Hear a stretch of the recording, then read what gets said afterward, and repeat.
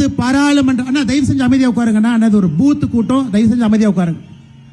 தென் தமிழகத்தினுடைய 5 பாராளுமன்ற தொகுதியினுடைய பூத்தில் இருக்கக்கூடிய நம்முடைய கடினமாக உழைக்கக்கூடிய அன்பு தலைவர்கள், பூத்தினுடைய பொறுப்பாளர்கள் எல்லோரும் வந்திருக்கின்றீர்கள். உங்கள் அனைவருக்கும் நம்முடைய கட்சியின் சார்பாக மாநில தலைவர் அண்ணன் நயினார் நாகேந்திரன் அவர்கள் சார்பாக வருக வருக என்று நானும் சொல்லிக் கொள்கின்றேன்.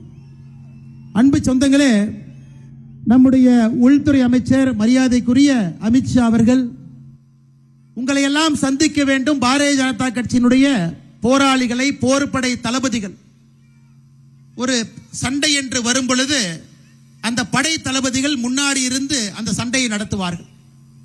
இன்று பாரதிய ஜனதா கட்சியினுடைய பூத் தலைவர்கள், பூத் பொறுப்பாளர்கள் அந்த சண்டையினுடைய முன்புறத்தில் இருக்கக்கூடிய தலைவர்கள். மக்கள்கிட்ட போய் நம்முடைய கட்சி எடுத்து சொல்வதில், கட்சி எடுத்து செல்வதில், எதற்காக 2026 சட்டமன்ற தேர்தலில் தமிழகத்தில் திராவிட முன்னேற்ற கழகத்தினுடைய ஆட்சி அளிக்கப்பட்டு அவர்களை வீட்டுக்கு அனுப்ப வேண்டும் என்று சொல்வதிலே முதல் பங்கு உங்களுக்கு இருக்கு. அதனால்தான் மேடையில் இருக்கக்கூடிய நம்முடைய அன்பு தலைவர்கள் எல்லோரும் இணைந்து நம்முடைய மாநில தலைவர் அன்புக்குரிய அண்ணன் நயினார் நாகேந்திரன் அவர்கள் தமிழ்நாடு முழுவதுமே 7 இடங்கள்ல இது முதல் இடமாக பூத்து பொறுப்பாளர்களை மட்டும் சந்தித்து நேரடியாக பேச வேண்டும் என்பதற்காக நம்முடைய உள்துறை அமைச்சர் திரு அமித்ஷாஜி அவர்களை இங்கே அழைத்து வந்திருக்கின்றோம். அன்பு சொந்தங்களே, இன்னைக்கு நம்முடைய பொறுப்பு. கடந்த 4 ஆண்டுகளாக பாரத பிரதமர் நரேந்திர மோடி ஐயா அவர்கள் தொடர்ச்சியா 12 ஆண்டுகளா நமக்கு உழைக்கிறாங்க.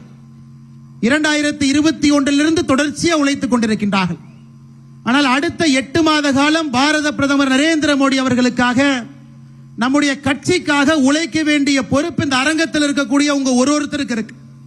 இந்த அரங்கத்தில் இருக்கக்கூடிய ஒரு பூத்து தலைவருக்கும், பூத்தில் இருக்கக்கூடிய பொறுப்பாளர்களுக்கும் அடுத்த 8 மாத காலம் கடுமையாக உழைத்து திராவிட முன்னேற்ற கழகத்தினுடைய ஆட்சியை அகற்றிவிட்டு தேசிய ஜனநாயக கூட்டணியுடைய ஆட்சி, இன்று நம்முடைய எதிர்க்கட்சி தலைவராக இருக்கக்கூடிய அண்ணன் எடப்பாடி பழனிசாமி அவர்களை ஆட்சியில் அமர வைக்க வேண்டிய பொறுப்பு தேசிய ஜனநாயக கூட்டணியினுடைய ஒரு தொண்டனுக்கும் இருக்கு. அன்பு சொந்தங்களே, அதை வெற்றிகரமாக நாம் செய்து முடித்து காட்ட வேண்டும். காரணம், மிக கடுமையாக இந்த 4 ஆண்டு காலம் நாம் உழைத்திருக்கின்றோம். பாரதிய ஜனதா கட்சியினுடைய ஒரு தொண்டனுமே திராவிட முன்னேற்ற கழகம் ஆட்சி வந்த பிறகு மக்களுக்கு பாதுகாப்பு அரணாக பாரதிய ஜனதா கட்சி நின்றிருக்கிறது.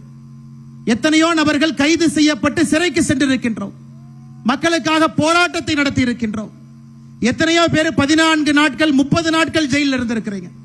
இந்த 8 மாத காலம் நம்முடைய உழைப்புக்கு ஊதியமாக கடுமையாக நீங்கள் உழைத்து தேசிய ஜனநாயக கூட்டணியை ஆட்சியில் அமர வைக்க வேண்டிய பொறுப்பு நம் எல்லோருக்கும் இருக்கிறது. அதனால் உத்வேகத்தோடு இந்த பொறுப்பை எடுத்துக்கொண்டு நீங்கள் இல்லத்திற்கு செல்ல வேண்டும் என்பதற்காக இந்த மாநாடு நடத்தப்பட்டுக் கொண்டிருக்கிறது.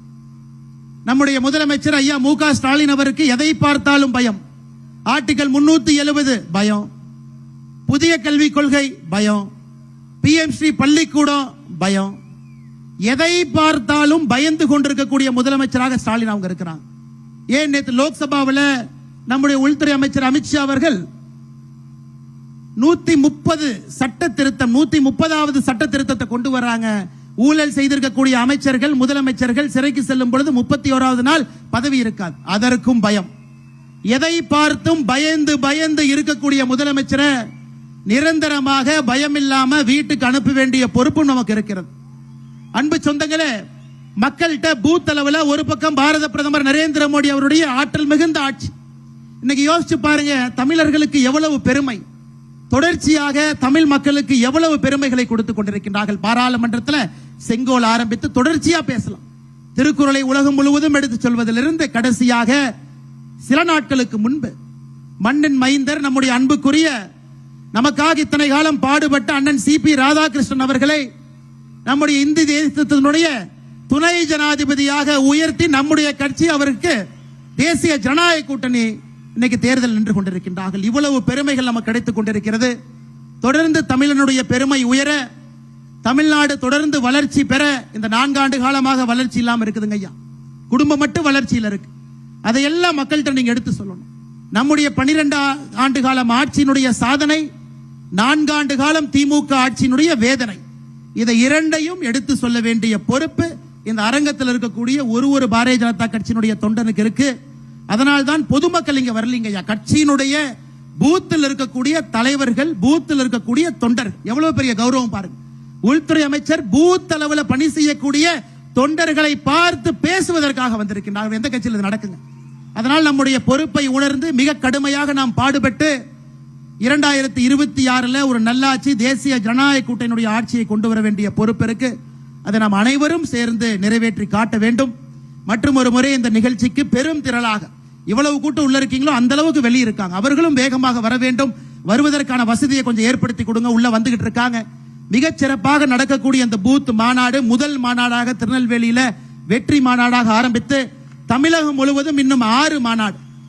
அண்ணன் ஜே.பி. ஜெயபிரகாஷ் அவர்கள் துணைத் தலைவர் சொன்னாங்க, கடைசி பூத் மாநாடு நடக்கும் பொழுது 10 லட்சம் பாரதிய ஜனதா கட்சியினுடைய தொண்டர்கள், பூத் அளவுல தலைவர்கள் அன்னைக்கு நம்முடைய பிரதமர் அவர்களையும் அமித்ஷாஜி அவர்களையும் வரவேற்பதற்கு தயாராக நாம் இருப்போம் என்கின்ற உறுதிமொழியும் நாம் அளித்திருக்கின்றோம். அன்பு சொந்தங்களே, மறுபடியும் உங்களிடம் நான் கேட்டுக்கொள்கின்றேன், அடுத்த 8 மாத காலம் உங்களுக்கான காலம். கடுமையா பணி செய்யுங்க, களத்துல உழையுங்க, ஒரு வாக்கையும் சேகரிச்சு கொண்டு